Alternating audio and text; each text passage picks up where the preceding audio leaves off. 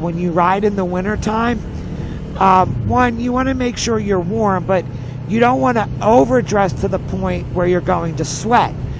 Now, in the summertime, when you sweat and it's hot out, your body will take that sweat and use it to the advantage of cooling your body down when you start moving on the motorcycle with the wind. That is opposite in the wintertime. In the wintertime, what ends up happening is when you are sweating, it's not going to evaporate the right way like it does in the summertime and help cool your body. It's going to actually, it's not going to warm you at all. It's actually going to make you freeze. Yeah, it's going to wet your stuff down, gloves or whatever, and it's going to minimize the effect of the insulation because the insulation now is wet. Right, so it's kind of opposite. So you want to dress warmly, but you don't want to get to the point where you're overwarmed and now you're sweating your butt off, and then that's because that's going to do is that's going to make you end up freezing even more, and now you defeated your purpose of trying to do layers to stay warm. So just a little tip of if you're riding in the winter. I mean, here it is. This is November. We are 1 week, literally 1 week away from Thanksgiving. Thanksgiving is next Thursday, and we're riding. We will ride in. We are up in the Northeast, and we will ride in January if it's a nice day.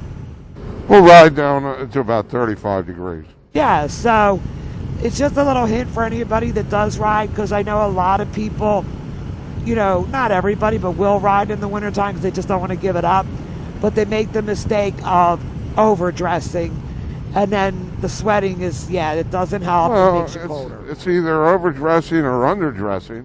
Yeah, it's kind of hard to find that magical center, but a lot of people put heated gear on and turn it on. You know, if you're going to use heated gear, yeah, do. I mean, they make heated vests. Like hubby says, he's got heated socks.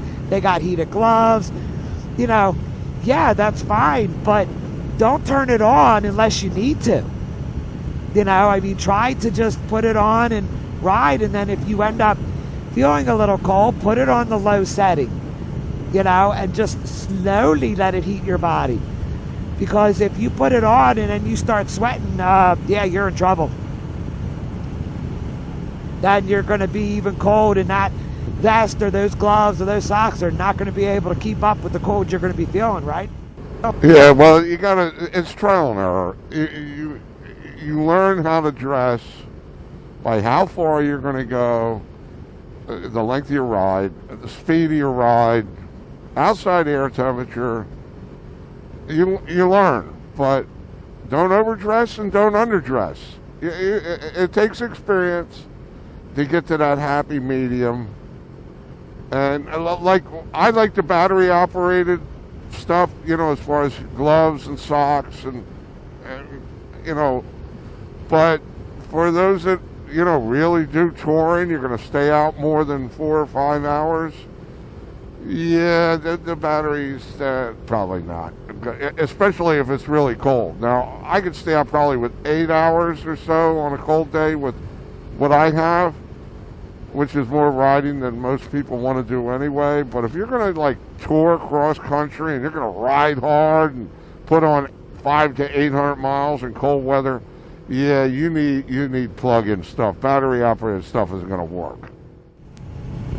Well, you got to remember too, like you said, where you're going. Like, you know, where we are, we're down by the ocean, and it's cold down here. I felt the difference as we got closer to the water. Just like if you ride up to the mountains, it's going to get colder. So you might dress for where you are, but it's where you're going. You got to be careful too. Yeah. It comes with experience and making foul-ups on your own.